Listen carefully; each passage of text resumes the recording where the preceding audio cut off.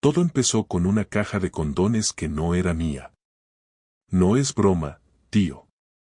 Estábamos en casa de los padres de Laura, en Zaragoza, celebrando el cumpleaños del suegro, cuando mi cuñado Sergio, que tiene el tacto de un ladrillo, me llama desde el baño con cara de urgencia. Raúl, ven un momento, tío. Pensé que se había atascado el váter o algo peor. Entro, y me señala el armario del espejo. Dentro, una caja de preservativos abierta. Nada fuera de lo normal, ¿no? Hasta que me fijo en el modelo. Ultra finos con sabor a menta. 3 unidades.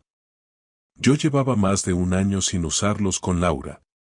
Desde que empezamos con los tratamientos de fertilidad no había condones en casa, y si los había, eran los normales de toda la vida. Y desde luego, no con sabor a menta. Laura ni siquiera soporta la menta. Dice que le recuerda al dentista. Sergio se quedó mirándome en silencio, como preguntándome si eso era mío. Le dije que no. Me miró raro y se encogió de hombros, salió del baño sin decir nada más. Cerré el armario, salí con una sonrisa forzada, y me tragué la inquietud durante toda la cena. Y ahí empezó todo. No fue el típico momento de película en el que uno lo descubre todo de golpe. Fue como cuando notas que algo huele mal en casa, pero no encuentras de dónde viene. Y cada día huele un poco peor. A eso me refiero. Después de la cena, en el coche de vuelta a Madrid, Laura iba feliz, como si nada. Cantando con la radio, contándome que su madre le había preguntado si ya estábamos pensando en adoptar. Yo solo asentía, mientras me repetía una y otra vez, tal vez no es lo que piensas. Puede que sea de otra persona. O puede que ella los guarda por alguna razón rara que no entiendo. Pero no podía quitarme la imagen de esa caja. 3 condones. Faltaba uno. Y ahí, justo en ese momento, mientras conducía por la A2 y Laura hablaba del regalo que le haríamos a su sobrino para la comunión, me di cuenta de que había empezado a sospechar de mi propia mujer. No había mensaje en el móvil. No había llamadas misteriosas. Solo un detalle fuera de lugar en el sitio más tonto. Pero ya no podía ignorarlo. Y aunque no sabía aún qué estaba pasando, algo dentro de mí me gritaba que ese condón de menta que faltaba no se lo había llevado el viento. Y eso, colega, fue el principio de todo. No dormí esa noche. Me levanté 3 veces al baño solo para mirarla. Dormía como si nada, con la boca medio abierta, enredada en las sábanas, sin una gota de culpa en la cara. Me fijé en cada detalle que ya me sabía de memoria, la forma en que se acomodaba el pelo en la almohada, cómo fruncía el ceño cuando se movía, ese gesto de apretar los labios como si soñara con algo que no quería contar. En otra época me habría parecido tierno. Ahora solo me hacía preguntarme con quién soñaba. Al día siguiente no dije nada. Me desperté antes que ella y salí a correr. Necesitaba aclarar la cabeza. Mientras trotabas por el barrio, pensás 1000 cosas. Tal vez esa caja no significaba nada. Quizás alguien más la había dejado allí. Su hermana, su madre, qué sé yo. Pero la verdad, aunque me esforzara por justificarlo, ya había una sospecha plantada, y una vez que empieza, no se va. No importa cuánto intentes no pensar en eso, lo haces igual. Volví, me duché, y para cuando ella bajó a desayunar, ya había decidido que no iba a seguir actuando como un idiota. Tenía que saber la verdad. Así que empecé a observar.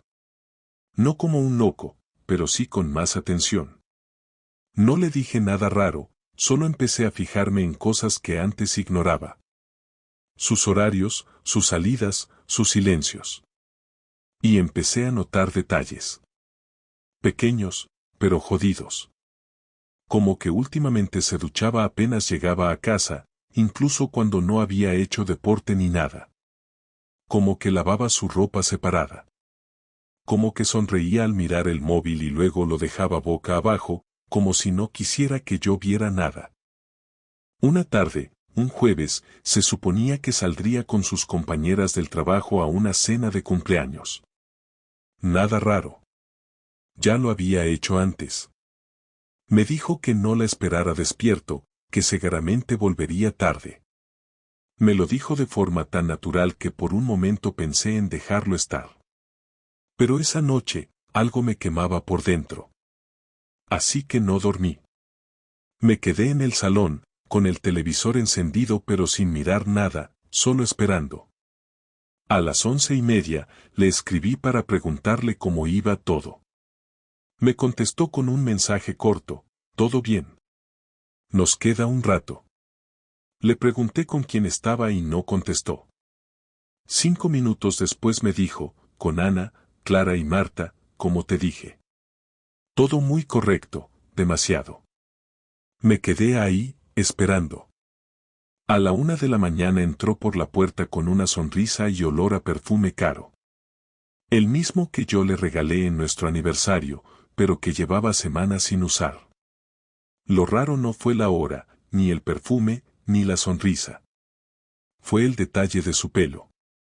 Laura siempre se hacía una coleta cuando salía en plan informal. Esa noche tenía el pelo suelto, como cuando íbamos a cenar los viernes por el centro en nuestros buenos tiempos. Le pregunté qué tal y me dijo que divertido, aunque la música era horrible. Se quitó los zapatos en la entrada, fue directo al baño, y luego subió a la habitación sin decirme nada más. Me quedé en el salón, sentado, con la televisión encendida. No sé cuánto tiempo pasó. Solo sé que algo en su actitud me confirmó lo que ya empezaba a sospechar.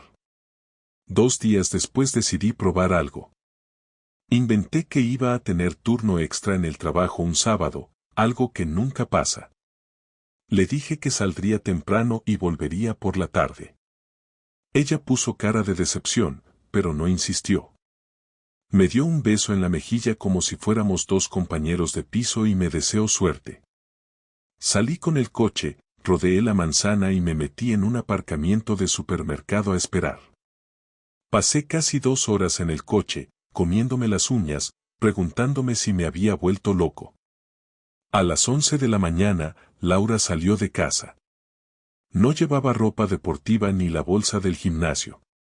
Llevaba vestido, tacones bajos, y un bolso que casi no usaba, el mismo que le regaló su hermana por su cumpleaños y que solía guardar para ocasiones especiales. La seguí. Sí, lo hice. No me siento orgulloso, pero tampoco me arrepiento. La seguí en el coche, despacio, sin que se diera cuenta. Cogió la autovía, se desvió hacia el centro y aparcó en una calle cerca del Retiro. Caminó unos metros y se metió en un portal. Esperé. A los 3 minutos, salió un hombre. Lo reconocí. No de haberlo visto antes, sino por cómo se miraron. Era un tipo de unos 40 y pocos, moreno, con barba de 3 días, bien vestido, con esa seguridad que solo tienen los que saben que no les falta nada. Se abrazaron. No fue un abrazo de amigos. No fue un saludo casual. Fue el tipo de abrazo que se dan 2 personas que no se ven desde hace unos días pero que llevan deseándolo desde entonces. Se quedaron así unos segundos, se sonrieron y entraron juntos al edificio. No me moví. Me quedé en el coche, quieto, mirando la puerta como si pudiera entender algo más con solo quedarme ahí. El corazón me latía tan fuerte que sentía las pulsaciones en los oídos. Sabía lo que había visto, pero no quería creerlo. No podía ser. Laura, mi mujer, con otro tío. No era posible.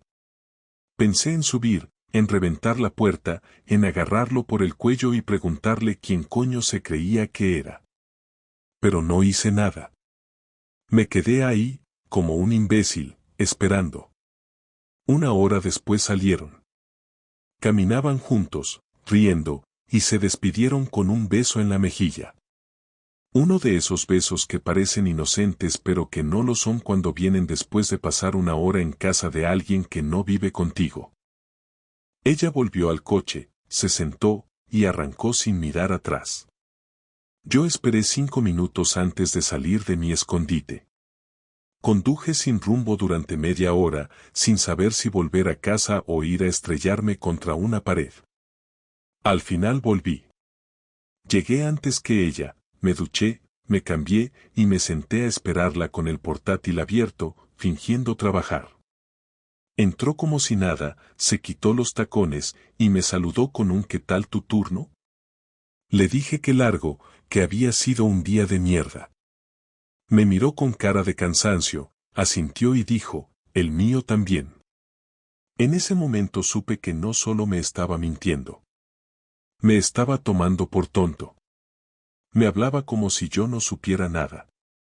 Como si yo no hubiera estado a 20 metros de ella viéndola besarse con otro. Como si toda nuestra historia se pudiera resumir en una frase vacía. Me fui a la cocina, saqué una cerveza, y la bebí de pie, sin mirar nada, sin pensar en nada. Y ahí entendí que ya no podía hacerme el ciego.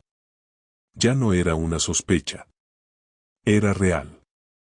Y aunque todavía no le había dicho nada, ya tenía claro que esa mujer que dormía conmigo cada noche había dejado de ser mi compañera. Ahora era una desconocida que jugaba a ser esposa mientras se acostaba con otro.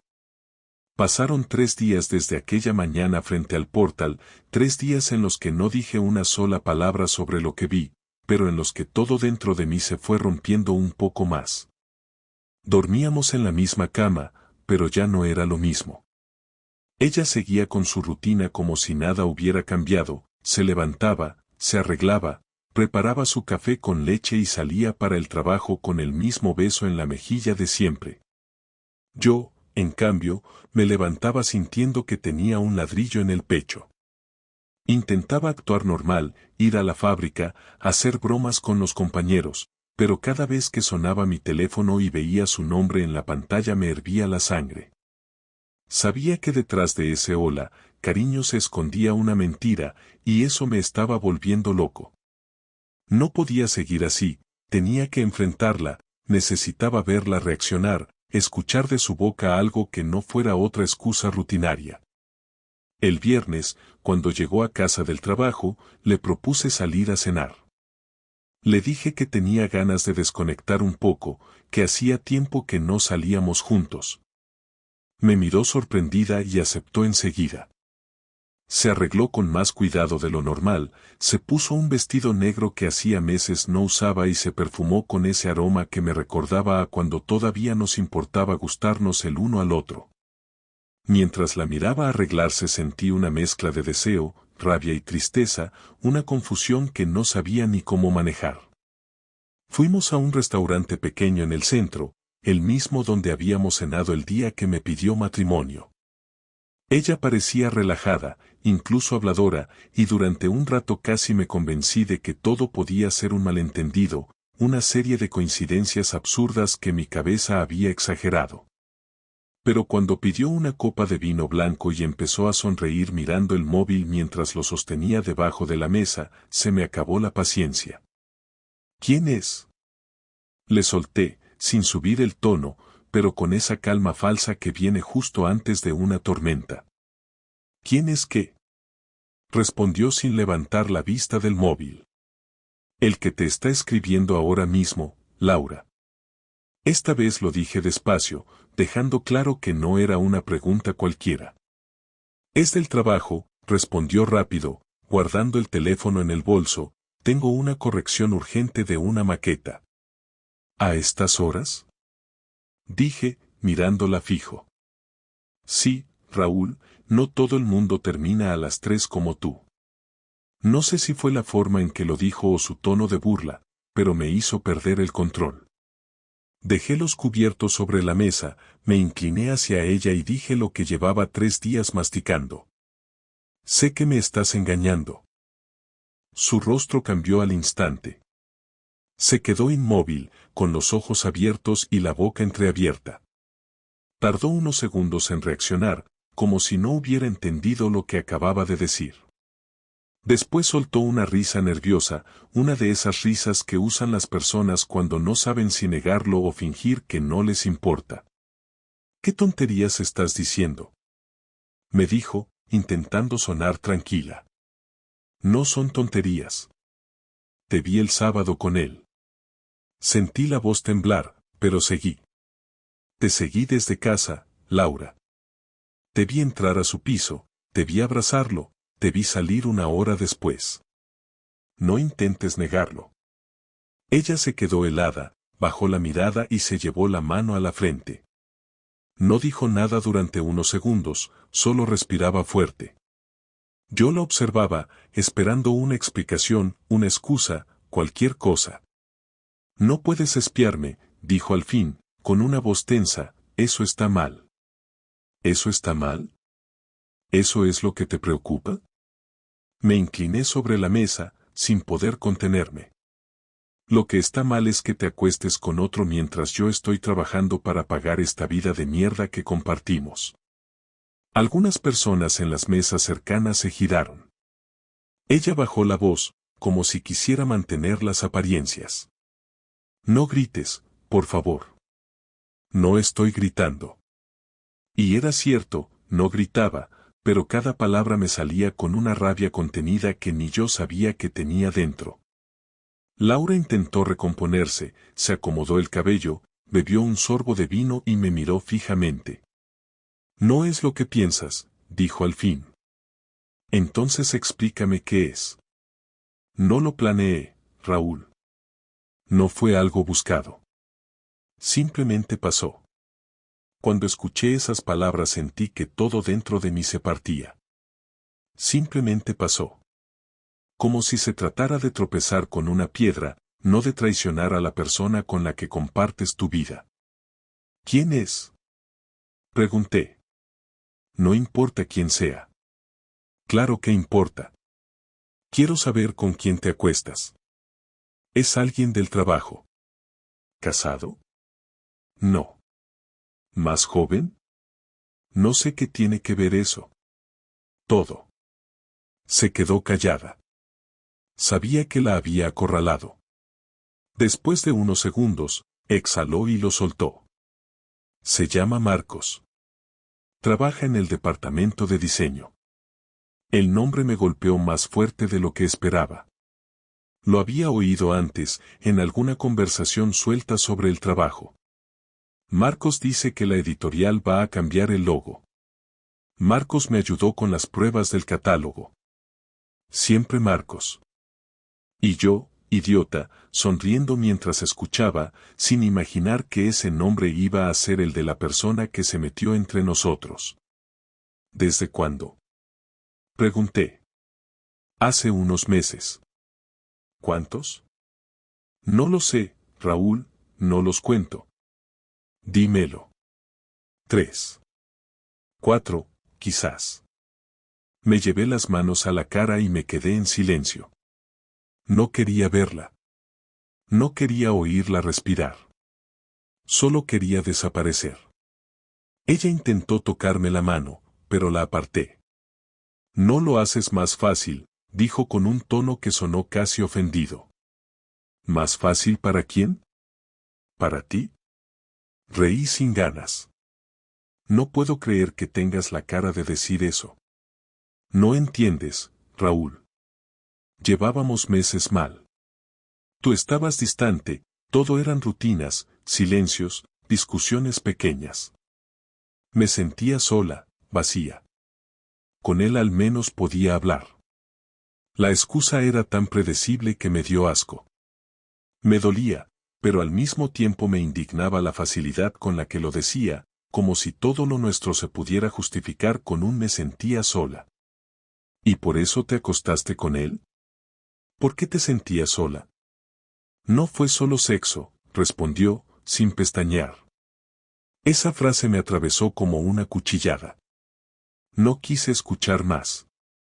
Me levanté, tiré un billete sobre la mesa y salí del restaurante sin mirar atrás. Ella vino corriendo detrás de mí, me alcanzó en la puerta y me agarró del brazo. Raúl, por favor, no te vayas así. ¿Y cómo quieres que me vaya? ¿Dándote las gracias por decirme que te enamoraste de otro? No me enamoré. Solo, me confundí. Me solté de su mano. Caminamos en silencio hacia el coche. Ella lloraba, yo no. Me senté al volante, encendí el motor y esperé a que hablara. No quería hacerte daño, dijo con voz rota. Pero lo hiciste igual. El camino a casa fue un infierno. No hubo música, no hubo palabras, solo el sonido del tráfico y su respiración entrecortada. Al llegar, ella se fue directa al baño y yo al salón. Me serví un whisky y me senté frente a la ventana. Cuando salió, llevaba los ojos hinchados. Se acercó despacio y se sentó en el sillón de enfrente.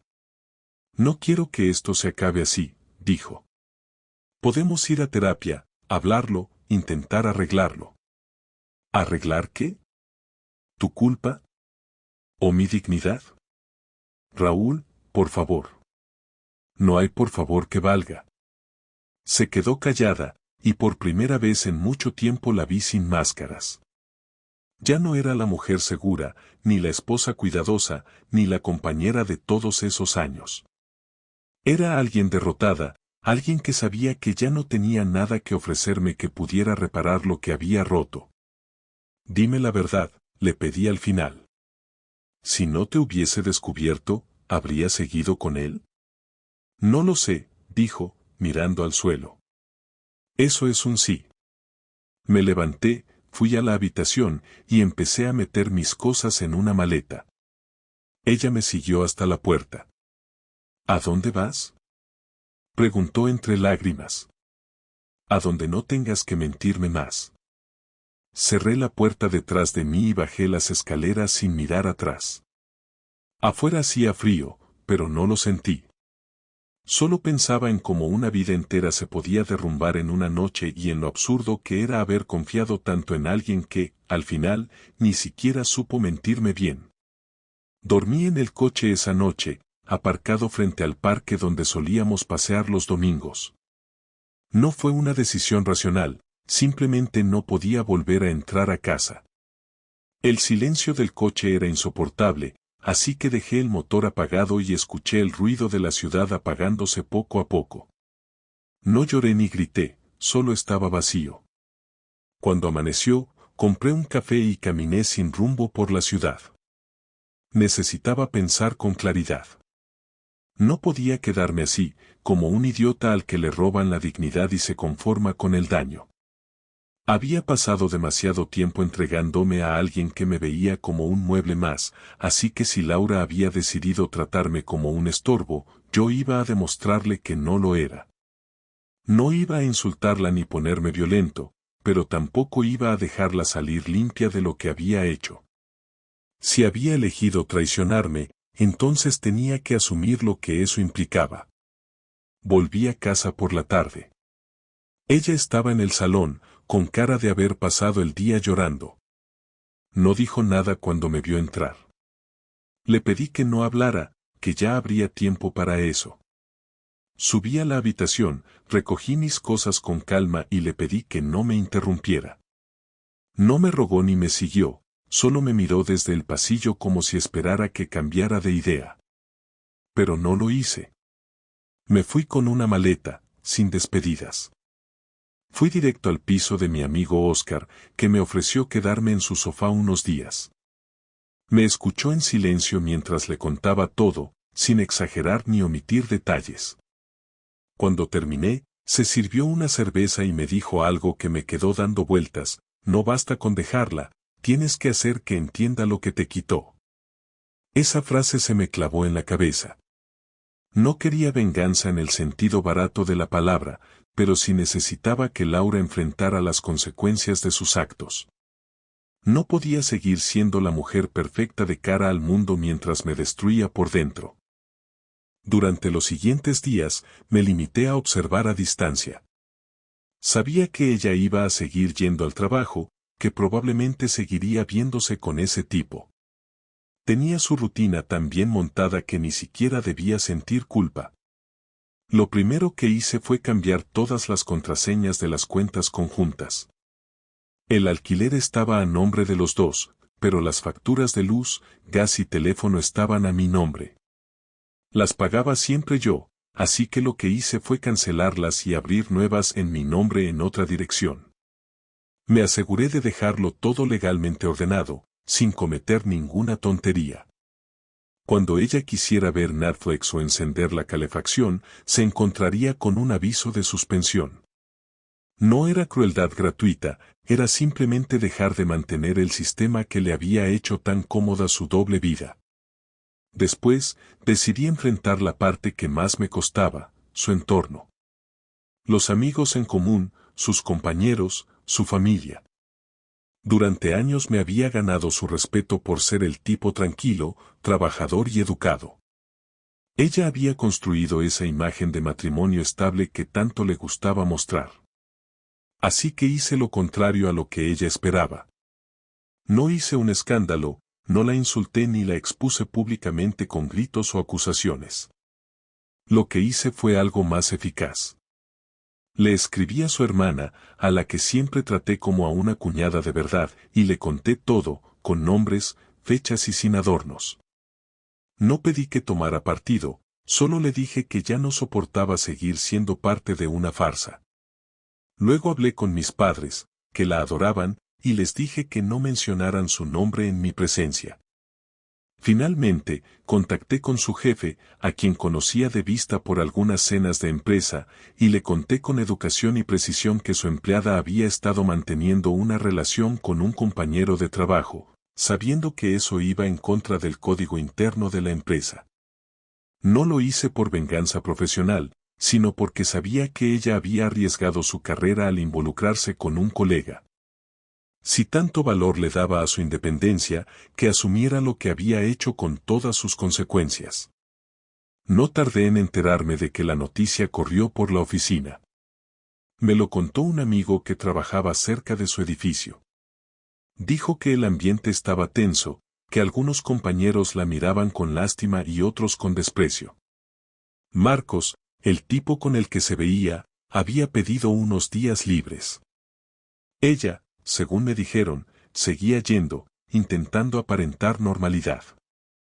No sentí satisfacción, ni placer, solo una calma fría, una sensación de equilibrio recuperado. No la había humillado públicamente, pero tampoco la había protegido. Era su turno de sentir el peso de sus decisiones. Una noche, mientras estaba en el piso de Oscar, recibí un mensaje suyo. Era simple: ¿podemos hablar? No respondí. Media hora después, otro: no quiero discutir, solo necesito verte un momento. Tampoco contesté. Pasó una hora y volvió a escribir: por favor. Ahí sí respondí: no hay nada que decir. Lo dijiste todo cuando decidiste traicionarme. Tardó en responder, y cuando lo hizo, me soltó: no puedes destruirme así, Raúl. Esa frase me hizo reír, una risa seca, sin alegría. No necesitaba destruirla, ella sola lo estaba haciendo. Pasaron 2 semanas antes de que la viera de nuevo. Fui a recoger unas cosas que había dejado en casa, y ella estaba allí. La puerta estaba entreabierta y la televisión encendida. Entré sin hacer ruido.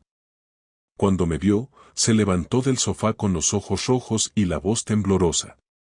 Dijo que necesitaba explicarse, que lo de Marcos había terminado, que se había confundido, que ahora entendía lo que había perdido. Me quedé en la puerta, sin avanzar, escuchando todo.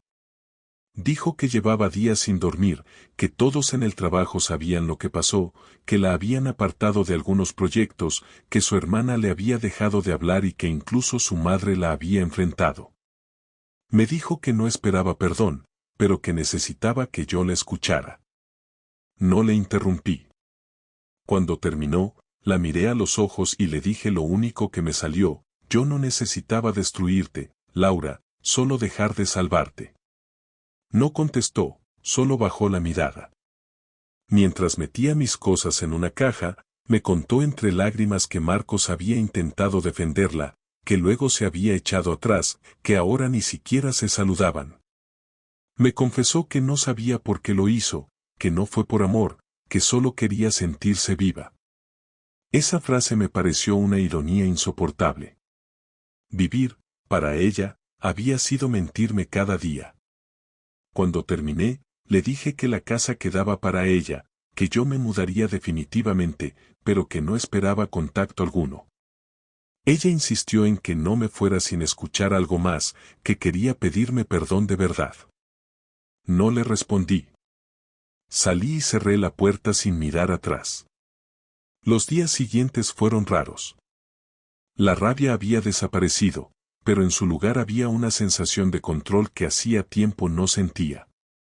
No era felicidad, era otra cosa, una especie de equilibrio recuperado. Me dediqué a reorganizar mi vida, a rehacer mis horarios, a no pensar en lo que había perdido. Cambié de gimnasio, dejé de pasar por los lugares donde solíamos ir juntos, incluso bloqueé su número para no caer en la tentación de leer sus mensajes. Sabía que me seguiría buscando, porque Laura no soportaba perder. Siempre había sido así, competitiva hasta en los detalles. Pero esta vez no tenía cómo ganar. Había cruzado una línea que no se puede volver atrás. Una tarde, Oscar me dijo que había visto a Laura en el supermercado. Dijo que parecía más delgada, apagada, con esa cara de quien ha recibido demasiados golpes en poco tiempo. Me preguntó si me sentía mejor sabiendo eso. Le dije que no se trataba de verla sufrir, sino de dejar de ser el único que lo hacía. Y eso era justo lo que había conseguido. Semanas después, recibí una notificación del banco, ella había cerrado la cuenta conjunta. Sonreí. Al menos entendió que se acabó. Esa noche, por primera vez, dormí de un tirón. No soñé con ella, ni con lo que pasó, ni con lo que perdí. Dormí porque por fin no le debía nada a nadie. Y aunque muchos podrían decir que lo que hice fue cruel, para mí fue simple justicia. No le grité, no la insulté, no la agredí. Solo la dejé sola frente a su mentira, sin el escudo que yo le había dado durante años. Habían pasado ya casi 3 meses desde aquella noche en la que salí del piso sin mirar atrás, y no había vuelto a verla ni a hablar con ella. Los primeros días fueron complicados, con llamadas perdidas a todas horas, mensajes que empezaron siendo tímidos y terminaron siendo desesperados. Me pidió que la escuchara, que nos viéramos solo una vez, que necesitaba cerrar bien lo que había pasado entre nosotros. No respondí nada.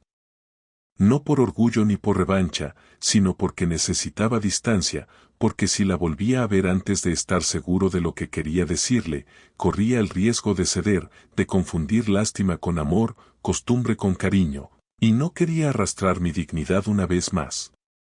Me concentré en mi rutina, en el trabajo, en buscar un piso más pequeño donde empezar desde cero. No era lo ideal, pero al menos era mío.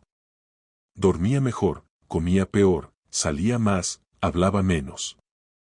Nadie me preguntaba si estaba bien y eso lo agradecía. Lo último que necesitaba era que alguien intentara consolarme con frases vacías o que se convirtiera en una especie de terapeuta improvisado. Una tarde de domingo, mientras ordenaba cajas en mi nuevo piso, recibí un mensaje de su madre. Nunca habíamos tenido una relación especialmente cercana, pero nos respetábamos. El mensaje era escueto, directo y sin adornos: Laura está muy mal. No me meto, pero creo que deberías verla una vez. Decide tú. No contesté enseguida. Dejé el móvil sobre la mesa y seguí con mis cosas. La idea de verla otra vez me revolvía el estómago.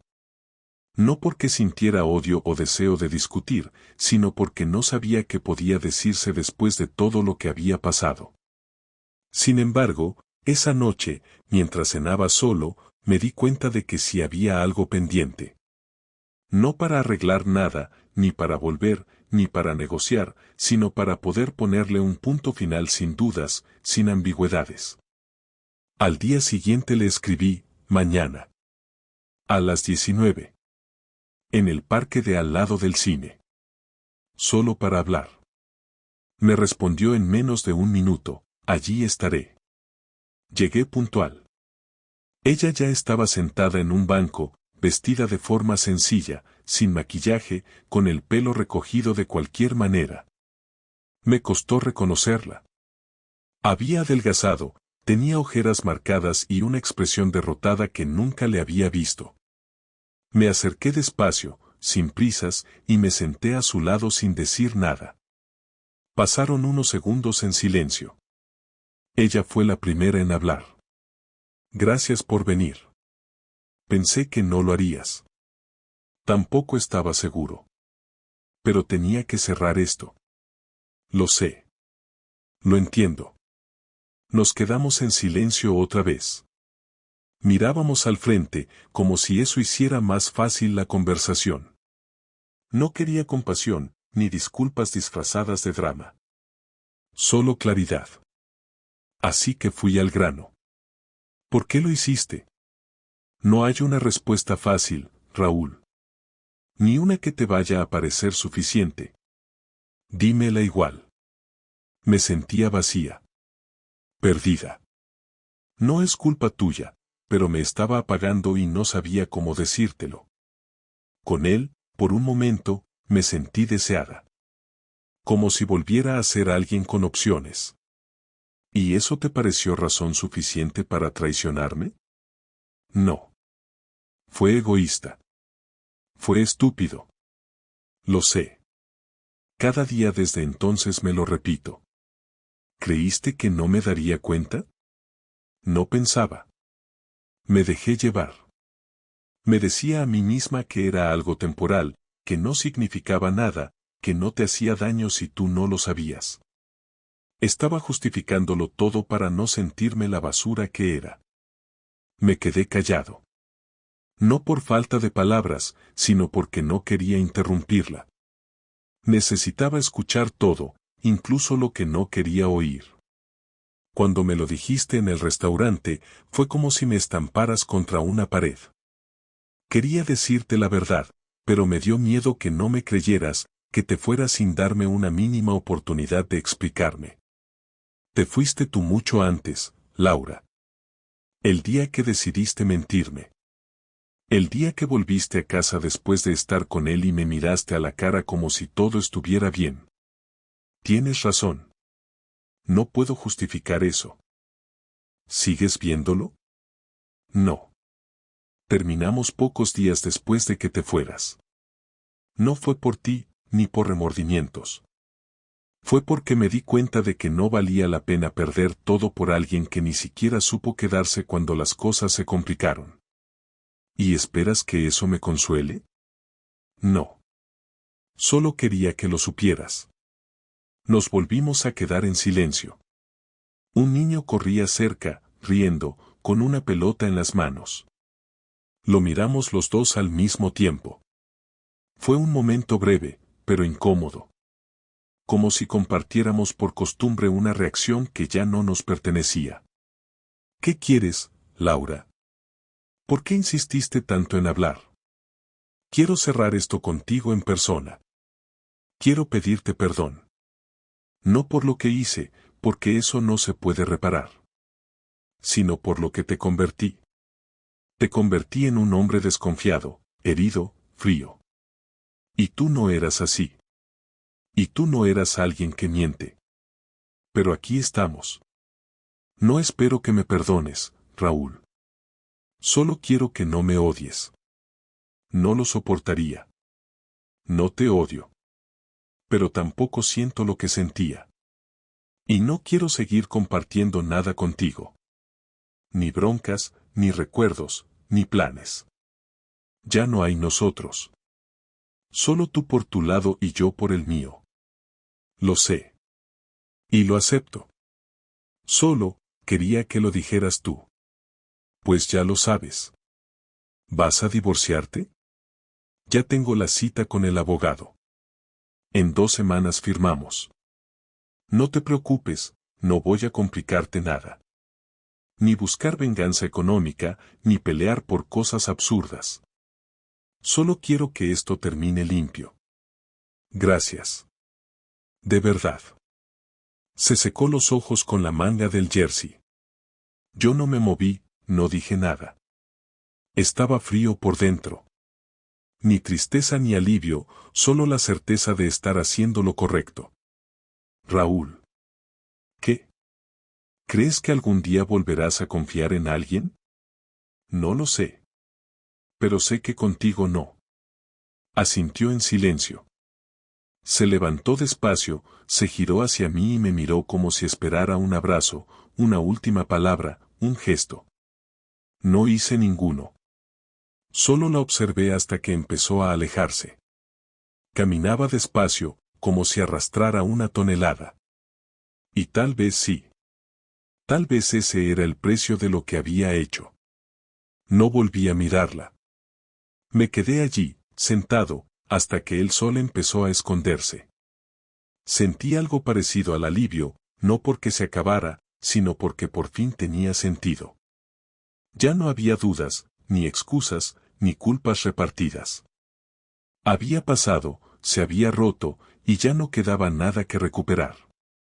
El día que firmamos el divorcio fue como cualquier otro. Llegué al juzgado media hora antes de lo acordado, no porque tuviera prisa, sino porque no quería cruzármela en la entrada. Me senté en un banco frente a la sala, observando a la gente entrar y salir como si aquello fuera una oficina más. Algunos discutían, otros lloraban, y unos cuantos esperaban en silencio como yo, resignados. Laura llegó puntual, sola, vestida con esa ropa gris que usaba cuando quería pasar desapercibida. Nos saludamos con un leve movimiento de cabeza, sin palabras, como dos conocidos que se cruzan en un pasillo. El abogado, un tipo correcto pero frío, nos explicó el proceso. Habíamos acordado todo antes, el piso quedaba para ella, los muebles los repartimos sin conflicto, no había hijos ni cuentas compartidas. Firmamos los papeles sin mirarnos. Tardamos menos de 15 minutos. Cuando salimos, el pasillo seguía igual, gente entrando y saliendo, y nosotros dos ahí, divorciados legalmente, aunque emocionalmente ya lo estábamos desde hacía tiempo. Laura me miró, como si esperara que dijera algo. Yo solo asentí y caminé hacia la salida. No la abracé, no le deseé suerte, no le dije que la recordaría. Solo me fui. Durante los días siguientes, sentí una mezcla rara de cansancio y calma. No había alegría, tampoco tristeza. Era más bien como si por fin todo se hubiera alineado con la realidad. Ya no vivía con una mentira, ya no compartía espacio con una persona que me miraba a los ojos mientras se acostaba con otro. Lo que había perdido, en el fondo, ya lo había perdido mucho antes de que todo estallara. Esa sensación de vivir al lado de alguien que no te elige todos los días, que te mira sin verte, que está pero no está, es peor que estar solo. Y eso lo entendí tarde. Me costó meses aceptar que el matrimonio que defendía ya no existía, que me había aferrado a una rutina solo por miedo a empezar de nuevo, por comodidad o por costumbre, pero no por amor. Eso se había muerto hacía tiempo. Volver a estar solo después de tanto tiempo fue extraño. Me levantaba y no tenía a quien decirle buenos días, comía sin poner dos platos, no había mensajes preguntando a qué hora volvía ni discusiones por tonterías de convivencia. Al principio lo sentí como un vacío, luego como un descanso. Me tomé el tiempo para reconectar conmigo, para recuperar hobbies que había dejado de lado, para hacer cosas que antes evitaba porque Laura no tenía ganas o porque simplemente no encajaban en esa vida compartida. Me apunté a clases de cocina, volví a entrenar con regularidad, salía a caminar sin rumbo solo para no estar encerrado. No era un proceso rápido ni perfecto. Hubo días en los que me despertaba con el nudo en el estómago, con la tentación de revisar sus redes, de saber si estaba con otro, si me había olvidado, si hablaba mal de mí con sus amigas. Pero me obligaba a no hacerlo. No por orgullo, sino porque ya no era mi historia. Su vida ya no me pertenecía, y la mía tampoco a ella. Una tarde me encontré con Clara, una amiga en común, en una cafetería del barrio. No nos veíamos desde antes del divorcio, y pensé que el encuentro sería incómodo, pero fue bastante natural. Me preguntó cómo estaba, le conté un resumen sin entrar en detalles, y ella me dijo algo que no esperaba. Me dijo que Laura hablaba de mí con respeto, que nunca me dejó mal delante de nadie, que había dicho que lo arruinó todo por no saber valorar lo que tenía. No respondí nada. No porque no me importara, sino porque no sabía qué hacer con esa información. No me alegraba ni me dolía. Simplemente era un dato más, como saber que llovió en otra ciudad. Clara me dijo que Laura no estaba con nadie, que parecía más apagada, que seguía trabajando pero sin entusiasmo, como si funcionara en automático. Me agradeció que no hubiera hecho de todo esto un escándalo, que no la hubiera hundido públicamente. Le dije que no era cuestión de orgullo, que simplemente quería paz. Y era cierto. Ya no buscaba justicia, ni revancha, ni disculpas. Solo quería vivir tranquilo, sin sobresaltos. Pasaron los meses.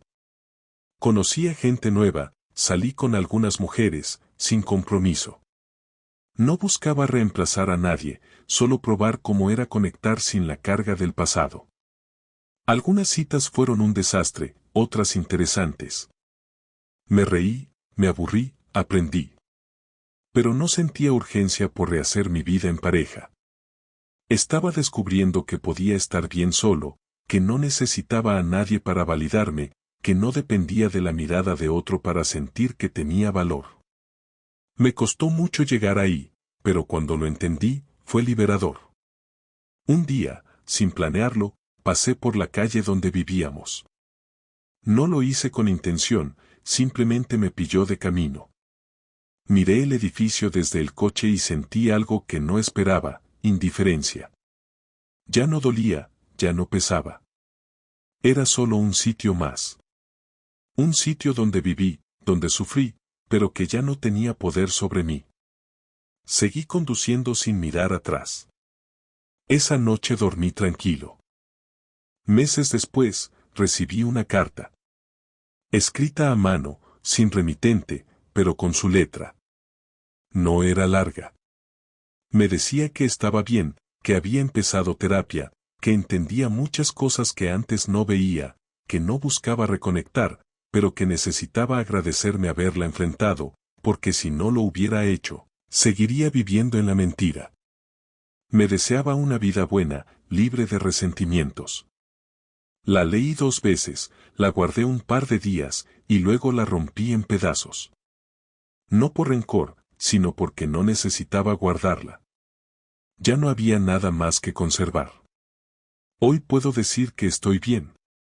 No feliz en el sentido artificial que la gente busca mostrar en redes, sino bien de verdad, en paz. No tengo pareja, ni planes a largo plazo con nadie, pero tampoco tengo miedo. Aprendí que el amor sin respeto no vale nada, que confiar en alguien no es cederle todo el poder, y que perdonar no es olvidar, sino dejar de arrastrar la rabia. No me arrepiento de haber estado con Laura, porque hubo momentos buenos y porque aprendí mucho, pero tampoco me arrepiento de haberme ido. Fue lo más difícil y lo más necesario que he hecho en mi vida. Si algo me quedó claro de todo esto es que la fidelidad no se trata de sexo ni de control, sino de honestidad. Y cuando eso se rompe, ya no hay nada que sostenga una relación. El resto son excusas, silencios cómodos, rutinas vacías. Y yo ya no quiero vivir así nunca más. Ahora empiezo de nuevo, sin prisa, sin miedo y, sobre todo, sin mentiras. Y eso, después de todo lo que pasó, es lo mejor que me pudo haber tocado.